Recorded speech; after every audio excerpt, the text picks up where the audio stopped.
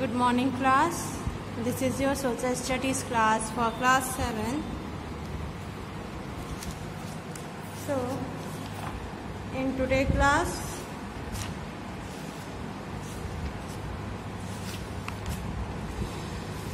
we are going to start our chapter number 5, gender discrimination. Which chapter? Gender discrimination, which is given at page number 145, which is given at page number 145. So take out your book and come on page number 145.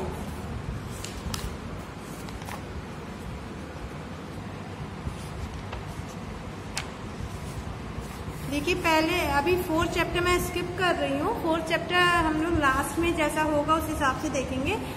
Firstly हम जो कुछ chapter हैं जिसे हम पहले complete करेंगे, फिर हम उसको भी जैसा टाइमिंग होगा उस हिसाब से कंप्लीट करेंगे, ठीक है। तो जेंडर डिस्क्रिमिनेशन क्या है? जो लिंग भेदभाव होता है ना, लिंग भेदभाव जैसे मेल और फीमेल में जो अंतर देखा जाता है वो होता है जेंडर डिस्क्रिमिनेशन, ठीक है। फर्स्ट है sex and gender. Sex and gender क्या है? Difference between man and women are based on 2 factor. जो महिला और पुरुष के बीच में अंतर होता है वो 2 कारक के कारण होता है। फर्स्ट है सेक्स और दूसरा है gender. Sex stands for physical differences between mails and female. Sex मतलब क्या हो गया? जो आपका आउटर स्ट्रक्चर दिखता है मेल और फीमेल में, उसमें जो अंतर दिखता है मतलब वो सेक्स होता है। It is a biological and natural difference. ये एक प्रकार का बायोलॉजिकल और प्राकृतिक अंतर होता है। However gender is different from sex. Gender जो है सेक्स से अलग होता है।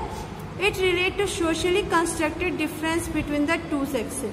ये सामाजिक स्तर पे जो अंतर दोनों लिंग में होता है उस चीज को डिफाइन करता है। It affect the gender bias where female are considered as inferior to males. इसमें क्या है? इसमें मेन ये है जो लिंग भेद है वो इसमें जाहिर किया जाता है, दिखता है। जैसे महिला है, फीमेल है, तो उसको और पुरुष में पुरुष को ज्यादा महत्व दिया जाता है इन कंपैरिजन टू महिला, ठीक। Discrimination exist against women and this bias continue to reflect on relation between man and women in society. जो भेदभाव है वो महिलाओं के अगेंस्ट रहता है और ये जो भेदभाव है इसके जो इसकी छवि जो है हमें महिला और पुरुष के संबंध में दिखती है समाज में, ठीक है। जेंडर इनइक्वालिटी, जो जेंडर असमानताएं हैं उनके बारे में यहाँ बात हो रही है। In India the most widespread gender stereotype is that of women as a housewife, cook, mother और a daughter who has to be married of.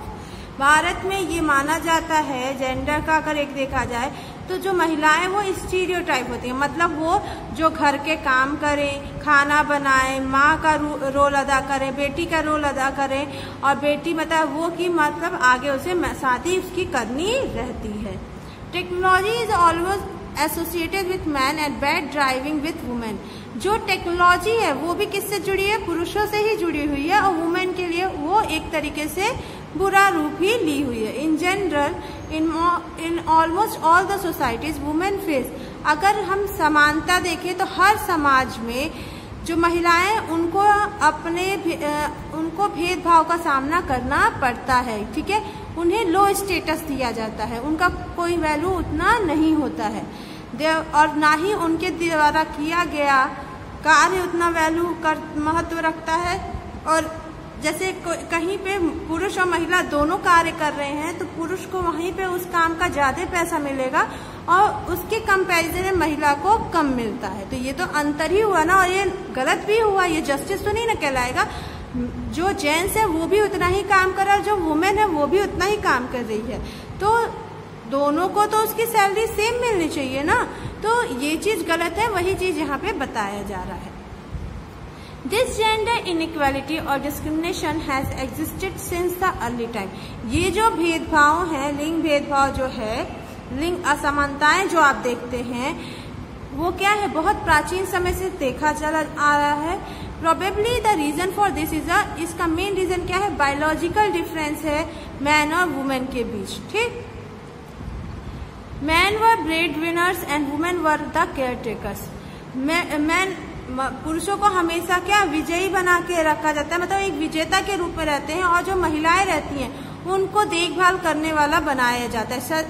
पहले से ही ये चीज प्रथा चली आ रही है।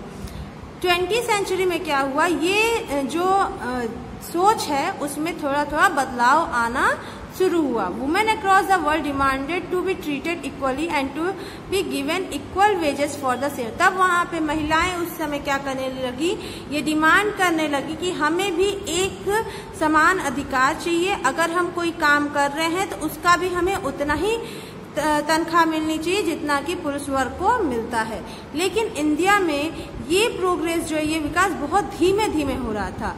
जो प्राचीन समय में महिलाएं थीं वो अपना विचार नहीं रख सकती थी, ठीक है, और ना ही उनको कोई शिक्षा का फैसिलिटी दिया जाता था या कोई इसके अलावा भी कोई फैसिलिटीज उनको नहीं दी जाती थी, मतलब कोई सुख सुविधा उनको नहीं दी जाती थी। और जो विधवा हो जाती थी वो दोबारा शादी नहीं कर सकती थी। When unmarried girls were under the protection of their father or brother and after marriage this task fell upon their husband। जब तक लड़की का शादी नहीं हुआ रहता है वो अपने पिता और भाई के अंडर में, उनके अंडर में रहती है, और जब शादी हो जाता है तो वो अपने पति के अंडर में रहना शुरू कर देती है, ठीक है। चेंजिंग रोल ऑफ जेंडर, अब किस तरीके से जेंडर का रोल, भूमिका में बदलाव आया ये देखते हैं। A gender role is a set pattern of behaviour that a man और women is expected to follow in a society. Gender role क्या होता है, लिंग भूमिका, इसमें ये चीज कहा गया है कि समाज में किस प्रकार का पुरुष और महिला से व्यवहार होना चाहिए या वो कैसा व्यवहार सोचते हैं अपने लिए, उस बारे में यहाँ बात की गई है। जेंडर रोल में वेराई फ्रॉम सोसाइटी टू सोसाइटी, ये एक समाज से दूसरे समाज जाने में इसका अंतर आपको देखने को मिल जाता है। इन एनी गिवन सोसाइटी दे में ऑल्सो चेंज ओवर टाइम, और किसी एक सोसाइटी की बात की जाए तो समय समय पे उसमें बदलाव होने लगते हैं, ठीक है। देखिए कोई भी व्यक्ति है वो अपने लिंग से भलीभूत उसको जानता है, ठीक है, उसके रोल को समझता है और वो समाज के किसी भी मेंबर से उस तरीके से इंटरेक्ट करता है, संबंध बनाता है या जुड़ता है, चाहे फैमिली, चाहे कम्युनिटी हो, चाहे स्कूल हो, चाहे पब्लिक प्लेसेस हो। अब 1 बाय 1 सब में हम लोग देखते हैं। फर्स्ट है इन स्कूल, स्कूल में क्या है, gender equality exist when both female and male have equal. इसमें जेंडर इक्वलिटी, अगर लिंग समानताएं आपको तभी दिखेंगी जब जो भी बॉय और गर्ल है या मेल और फीमेल है उनको समान अधिकार मिले, समान अवसर मिले। In effect this mean that everyone male और female can pursue a broad range of interest, subjects, careers and lifestyle. मतलब इससे क्या होगा, कोई भी है चाहे वो मेल है या फीमेल है, उसके पास ज्यादा ऑप्शन रहेगा, ज्यादा सब्जेक्ट्स रहेंगे जिससे वो अपने इंटरेस्ट के अनुसार चुन सके, अपना कैरियर बना सके। Gender equality at school can be improved in quality if. Gender equality किसी भी स्कूल में कैसे अच्छी की जा सकती है, तो क्या है, the school is a place where girl and boys feel safe, are safe and where they are respected and valued. विद्यालय एक ऐसी जगह है जहाँ पे लड़के लड़की दोनों अपने आप को सुरक्षित महसूस करते हैं और वहाँ पे उनको आदर भी मिलता है, उनका महत्व भी वहाँ पे उनको दिया जाता है। सेकेंड है, the school recognizes is active roles in the construction of gender and is committed to practices that reflect gender. देखिए विद्यालय बहुत महत्वपूर्ण भूमिका अदा करता है जेंडर इक्वालिटी में। अगर वो शुरू से विद्यालय में कोई भी प्रकार की भेदभाव नहीं दिखाएगा तो आगे भी उसी तरीके का समाज का निर्माण होगा, ठीक है। All student have access to an effective and rewarding education, और हर एक विद्यार्थी को एक सही शिक्षा मिलनी चाहिए और मतलब उस पर पुरस्कृत करना चाहिए, उसके लायक वो जिस फील्ड में जाना चाहे वैसी शिक्षा उसे स्कूल में मिलनी चाहिए, ठीक है। सेकेंड है इन द फैमिली। फैमिली का क्या रोल है इसमें, तो बच्चे सबसे पहले कोई भी चीज कहाँ सीखते हैं, अपने सोशल लाइफ के बारे में कहाँ सीखते हैं, अपने फैमिली मेंबर से सीखते हैं, ठीक है। तो ये माना जाता है कि बच्चे जो हैं अपने पेरेंट्स के ही तरह फ्यूचर में रोल प्ले अदा करते हैं। ठीक है, so girl is usually encourage to behave, इसलिए लड़कियों को क्या किया जाता है, एनकरेज किया जाता है कि वो अपनी माँ की तरह बने और लड़के अपने पिता के तरह से बिहेव करें। इस ट्रेडिशन को अगर देखें तो girls are expected to grow up, तो इस हिसाब से क्या हो, लड़कियां बड़ी हो, उसके बाद उनकी शादी हो, बच्चे हो, वो घर के काम करें, अपने फैमिली की देखभाल करें। ठीक, hence girls are brought up to be kind and gentle, इसके लिए उनको बहुत ही काइंड मतलब एक नम्र विनम्र नेचर का होना चाहिए और अच्छा नेचर होना चाहिए, मतलब जिस शांति पर पेशेंसली वो अपने काम को कर सके। And they are usually encourage to develop skills such as, और इसी कारण इनके अंदर डिफरेंट तरीके के कौशल उत्पन्न कराए जाते हैं, जैसे खाना बनाना, कपड़े सिलना, घर की देखभाल करना। ठीक है, और बॉयज से ये एक्सपेक्ट किया जाता है कि वो घर से बाहर काम करें, पैसे कमाएं और अपनी फैमिली को चलाएं। तो बॉय को इसके लिए प्रोत्साहित किया जाता है कि वो गेम में अच्छा करें, अच्छे से पढ़ाई करें, ताकि वो स्ट्रांग बने और इंटेलिजेंट बने। तो ये जो जेंडर रोल्स हैं ये फॉलो नहीं होने चाहिए। ठीक है, देयर आर मेनी फैमिलीज, ऐसे बहुत सारी फैमिलीज हैं जहाँ पे गर्ल्स को भी एजुकेशन दिया जाता है, उनको पढ़ने के लिए प्रोत्साहित किया जाता है, उन्हें घर से बाहर भेजा जाता है। अगर लड़की पढ़ना चाह रही है उसे भी तो आप मौका दीजिए, आप मौका देंगे तो वो भी आगे निकलेगी। और अभी के टाइम में तो लड़कियां क्या से क्या नहीं कर जा रही हैं, अच्छे अच्छे पोस्ट पे लड़कियां हैं। ठीक है, थर्ड है कम्युनिटी। तो कम्युनिटी क्या है, जो हमारा समाज है, वुमेन को हमेशा क्या किया गया है, मैन के कंपैरिजन में बहुत वीक माना गया है। ठीक है, ये माना गया है कि महिलाएं जो हैं किसी भी काम को बहुत इमोशनली कर सकती हैं। ठीक है, their action lack rationality, for a very long time women were kept out of politics, it was believed if women participated they would lose their feminine qualities.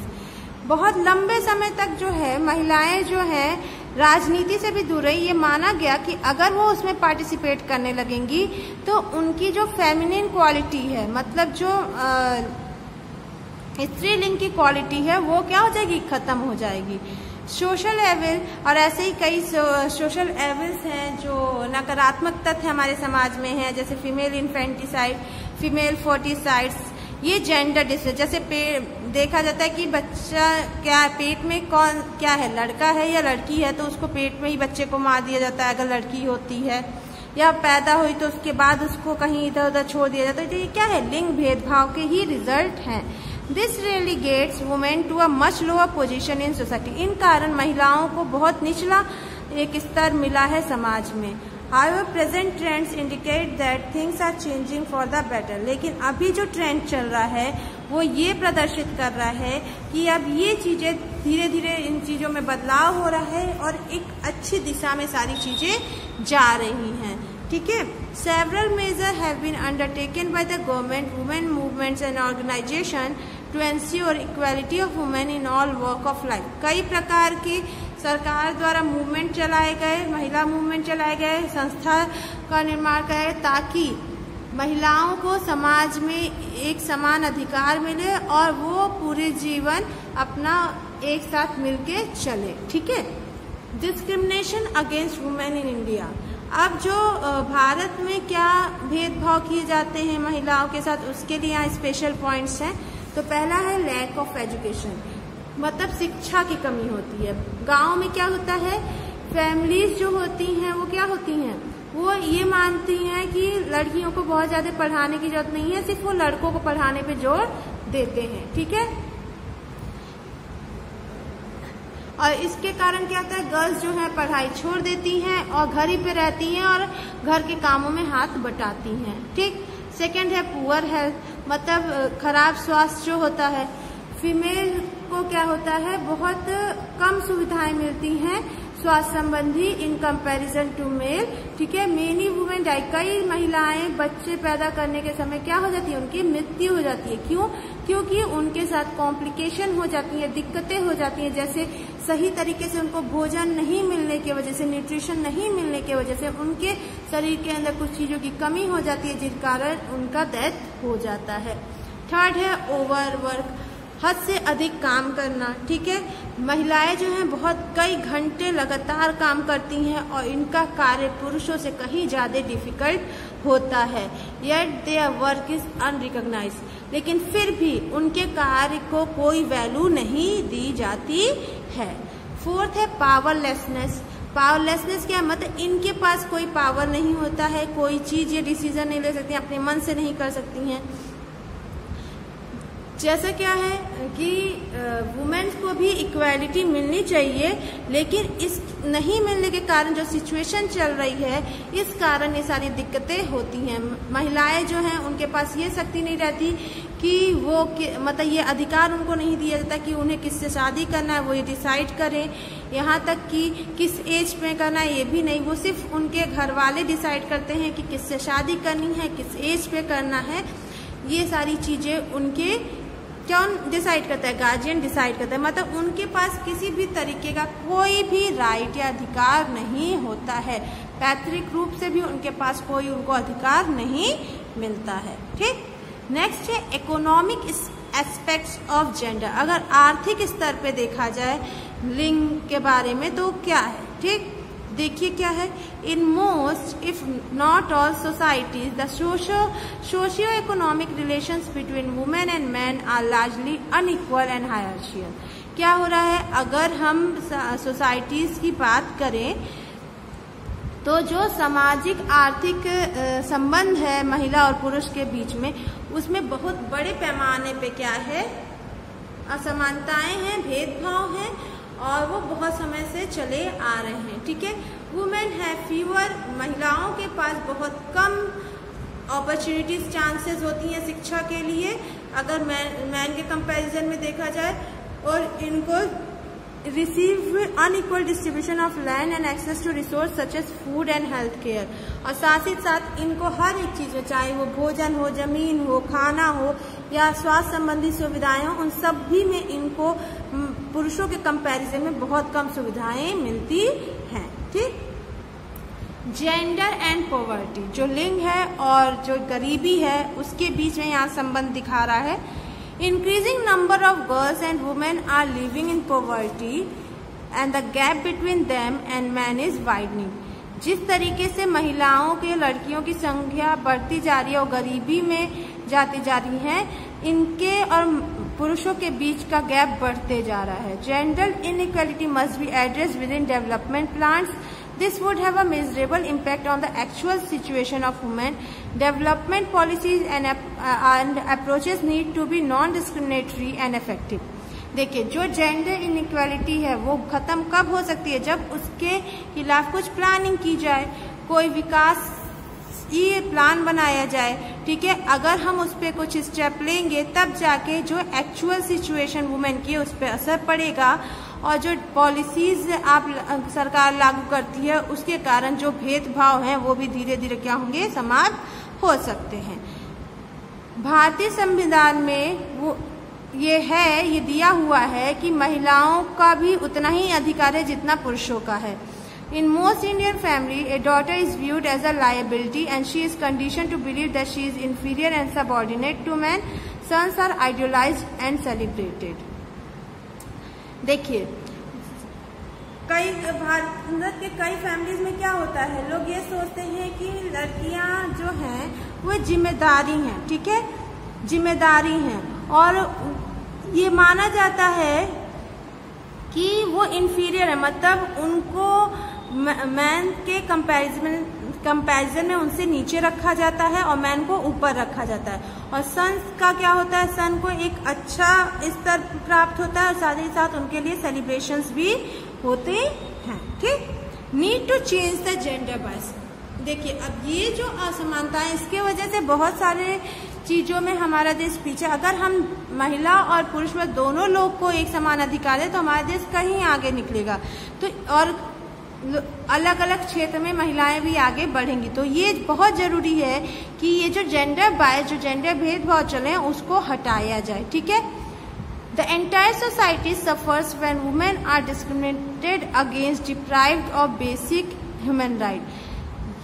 पूरा समाज इससे क्या कर रहा है, इसके वजह से ग्रसित है। जो महिलाओं के साथ भेदभाव किया जा रहा है या उनको अधिकार नहीं मिल रहे हैं। The cycle of illiteracy and poverty is passed on from, जो ये अशिक्षित हो रही हैं और गरीबी से जो जूझ रही हैं, वो एक स्तर से दूसरी, एक जनरेशन से दूसरे जनरेशन क्या हो रहा है, बढ़ते जा रहा है। ठीक है, पूरी सोसाइटी जो है, the entire society benefit when women are educated, अगर ये महिलाएं एजुकेटेड रहेंगी तो पूरा समाज उससे बेनिफिट, उससे फायदा हो सकता है पूरे समाज को।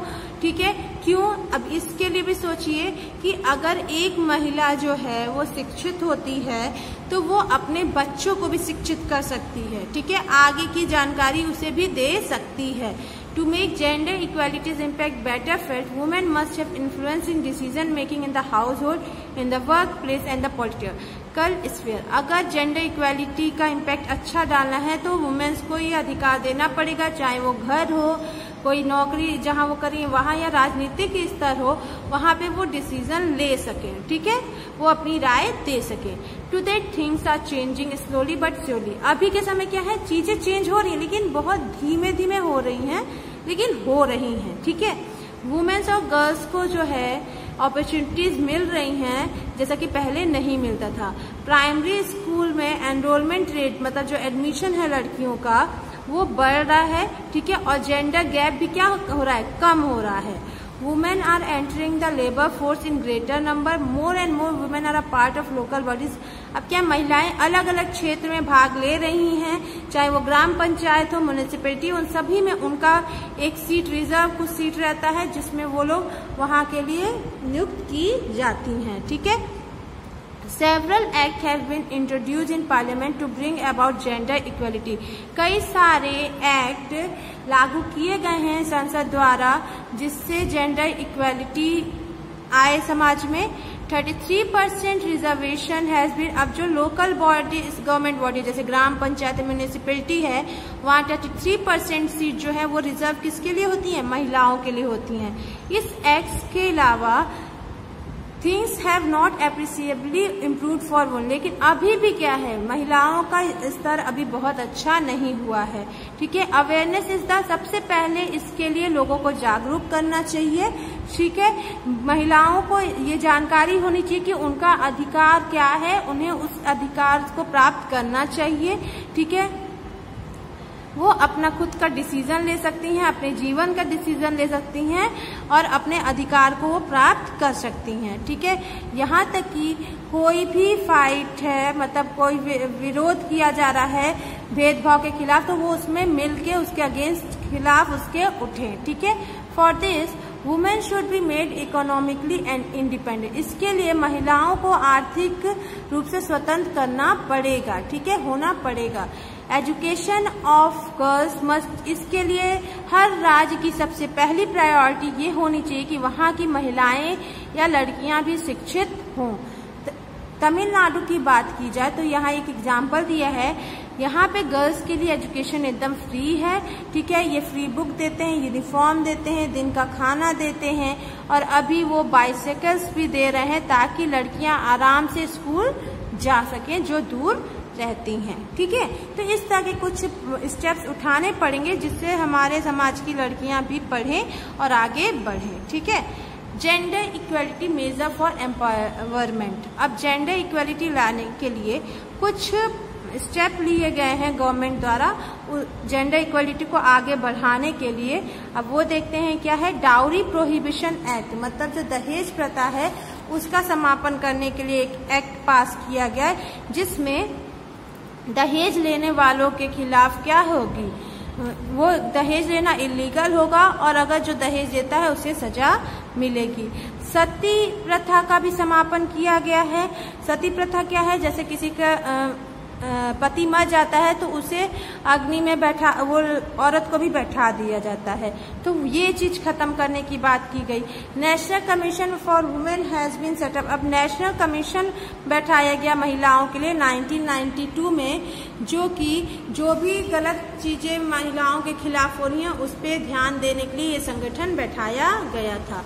इसके अलावा भी कुछ स्टेप लिए गए हैं, उनको हम देखते हैं। Non formal education programme and special scheme for single girl child have been launch. मतलब नॉन फॉर्मल एजुकेशन जो दूर से डिस्टेंस, जैसे डिस्टेंस लर्निंग होती है कि आप घर पे से ही कहीं का फॉर्म भर के आप एजुकेशन ले सकते हैं, वो हो सकता है। ऑनलाइन एजुकेशन हो सकता है, या स्पेशल स्कीम्स एक सिंगल लड़की के लिए लॉन्च किया गया है।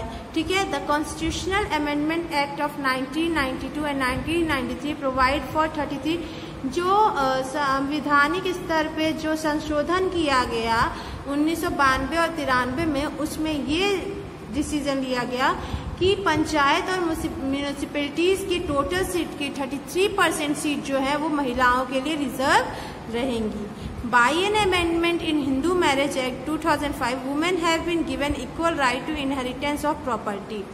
जो हिंदू मैरिज एक्ट 2005 में जो संशोधन किया गया उसमें ये हुआ कि जो महिलाएं हैं उनको अधिकार है अपने पैतृक प्रॉपर्टी में, उनका भी इक्वल शेयर है जैसे कि उनके लड़कों का होगा। ठीक है। तो ये सारे स्टेप लिए गए जिसमें महिलाओं को समान अधिकार दिलाने की कोशिश की जा रही है। देखिए अभी के टाइम में कुछ कुछ जगहों पे नहीं है, लेकिन हम ही लोग देखिए आपके यहाँ भी हैं, हम लोग के यहाँ भी, कि लड़के लड़की दोनों लोग को पढ़ाया जाता है और दोनों लोग को हर एक सुविधा दी जाती है। तो ऐसे ही धीरे धीरे चीजें इम्प्रूव करती हैं और इम्प्रूव करते करते एक समय ऐसा आएगा कि सारा ये जो डिस्क्रिमिनेशन बचा है वो सब खत्म हो सकता है, लेकिन अगर लोग इसके लिए जागरूक हो, इस चीज को माने तो।